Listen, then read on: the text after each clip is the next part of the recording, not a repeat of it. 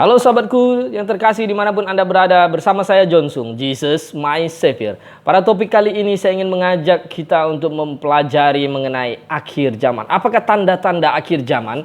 Nah, di dalam Lukas pasal yang 21 ayat 7 sampai 18 itu dengan jelas Tuhan Yesus menjelaskan mengenai akhir zaman ketika murid-muridnya bertanya kepadanya, bila manakah tanda itu akan terjadi? Nah, Yesus kemudian menjawab, waspadalah supaya jangan kamu disesatkan, sebab banyak orang akan datang memakai namaku dan berkata, akulah dia. Jadi, Tuhan Yesus langsung menjawab, yang pertama itu adalah penyesatan. Waspada terhadap penyesatan. Mengapa Tuhan Yesus tidak berkata waspada terhadap hal-hal yang lain? Karena penyesatan itu akan menyebabkan engkau masuk neraka binasa selamanya. Roh dan jiwamu akan dihukum di neraka selamanya. Oleh sebab itu waspada terhadap penyesatan.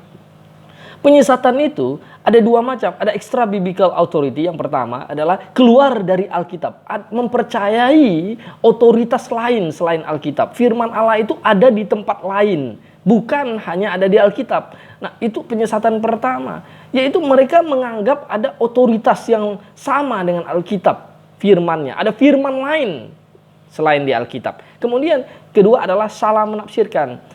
Salah menafsirkan ayat Alkitab ini menyebabkan penyesatan. Nah, Tuhan Yesus memberikan ciri-ciri penyesatan itu adalah banyak orang akan datang memakai namaku. Makanya di dalam Matius pasal 7 ayat yang ke-22 23 juga banyak orang datang memakai namaku, melakukan mujizat pakai namaku, mengusir setan pakai namaku, bernubuat pakai namaku. Bahkan di Matius pasal 24 juga dikatakan bahwa banyak orang akan berkata, lihat Mesias di sini, Mesias di sana. Banyak orang yang mengaku Mesias akan datang, ya. Kemudian menyesatkan banyak orang. Tuhan Yesus berkata, janganlah kamu percaya akan hal itu. Kata Mesias itu artinya yang diurapi. Bahasa Yunani krio, yang diurapi, dasar dari kata Kristus. Jadi hari ini bukan secara kebetulan banyak pendeta yang mengaku adalah ini adalah hamba Tuhan yang diurapi. Ini adalah pendeta yang diurapi, jangan main-main sama dia, nanti kamu dikutuk, nanti dihukum Tuhan. Ini adalah suap menakut-nakuti. Dan ini tidak ada di dalam Alkitab itu bahwa hamba Tuhan itu harus diurapi. Siapa yang urapi? Bagaimana? Jadi sahabatku yang terkasih di dalam Tuhan, hati-hati. Tuhan Yesus sudah memberikan sebuah peringatan dengan jelas. Waspadalah supaya jangan kamu disesatkan. Banyak orang akan datang dengan memakai namaku. Bahkan di dalam Tesalonika pasal 2 itu juga berkata bahwa iblis si pendurhaka akan datang dengan rupa-rupa perbuatan ajaib dan menyesatkan banyak orang. Siapa yang akan disesatkan? Yaitu orang-orang yang tidak cinta kebenaran, orang-orang yang tidak mau baca Alkitab, tetapi orang-orang yang hanya sebagai orang Kristen formalitas datang hora-hore pulang. Tidak mau berpikir, tidak mau baca Alkitab. Nah, oleh sebab itu, saudaraku, dimanapun Anda berada, saya mau jangan kamu disesatkan. Dan Yesus sudah memberikan peringatan kepadamu. Waspadalah terhadap penyesatan. Nah, kemudian apalagi? Bangsa akan bangkit melawan bangsa. Akan ada terjadi peperangan yang begitu dahsyat.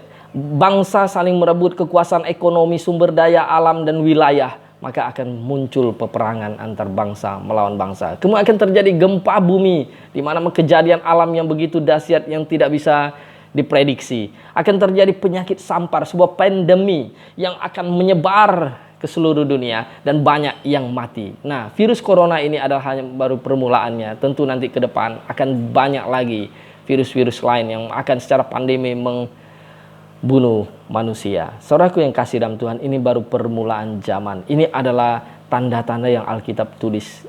Kemudian akan ada terjadi penganiayaan, di mana orang Kristen akan dianiaya ketika mereka mau pergi ke gereja, ketika mereka mau mengikut Tuhan dan berkata Tuhan Yesus adalah satu-satunya jalan keselamatan. Ini yang benar, Alkitab adalah satu-satunya firman Tuhan. Maka akan terjadi penganiayaan dari kekuasaan pemerintah. Mengapa? Karena pemerintah mau semuanya sama, semua agama sama, semua kepercayaan sama. Tidak boleh saling menyatakan punya saya paling benar, tidak boleh menyatakan punya orang lain salah. Padahal di Alkitab jelas berkata, jika ya katakan iya, jika tidak katakan iya. Beritakanlah firman baik atau tidak baik waktunya, nyatakan kesalahan, tegurlah. Tetapi pemerintah pada akhirnya nanti akan menghapus semuanya itu dan menangkap orang-orang yang menyatakan kebenaran. Saudaraku yang dikasihi di dalam Tuhan, penganiayaan akan datang memakai kekuasaan pemerintah. Di mana Wahyu pasal 13 nanti antikristus akan berkuasa, dia akan menyatukan ekonomi, politik, dan agama. Dan semua akan disatukan menjadi satu, dipimpin oleh satu orang, antikristus. Sahabatku yang terkasih di dalam Tuhan, di akhir zaman Tuhan Yesus berkata, apabila anak manusia datang ke bumi, masihkah menemukan iman di bumi? Itu menunjukkan bahwa di akhir zaman ini ketika Yesus datang nanti, orang-orang yang sungguh-sungguh percaya beriman kepadanya, itu sedikit. Karena Yesus pesimis dan berkata, adakah menemukan iman di bumi? Bagaimana seperti air bah datang Nuh dan sekeluarganya. Nuh, istrinya Sem, Ham, dan Yafet, dan 3 mantunya saja, 8 orang saja yang diselamatkan.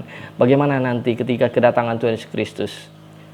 Tuhan Yesus tidak pernah, dan Alkitab tidak pernah berkata bahwa nanti di akhir zaman akan terjadi sebuah pertobatan massal yang banyak orang diselamatkan. Tidak. Tuhan Yesus berkata, apabila anak manusia datang ke bumi, masihkah menemukan di bumi?